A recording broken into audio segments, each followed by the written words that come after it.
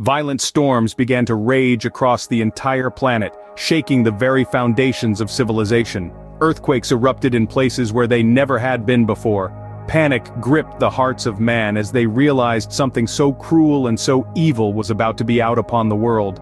Suddenly, the ground began to tremble as destructive earthquakes occur on the city. Without warning, Godzilla rises and causes multiple shipwrecks as it approaches Japan.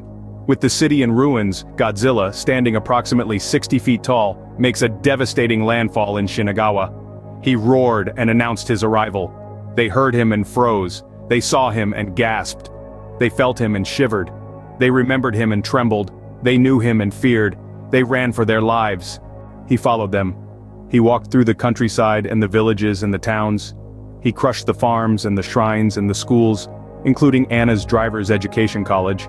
He burned the crops and the trees and the flowers. He killed the cattle and the birds and the people. They hid in the shelters and the basements and the sewers.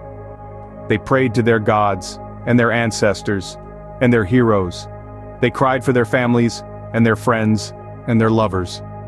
They waited for their death and their salvation and their miracle. They hoped he would leave. He didn't. He found them. He sniffed them out and dug them up. He tore them apart and ate them up. He stomped them down. They fought back with their guns and their swords and their knives. They fought with their courage and their anger and their pride. They fought with their will and their spirit and their hope.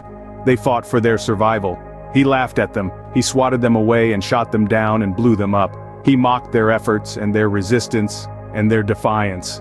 He showed them no respect and remorse. He showed them no pity.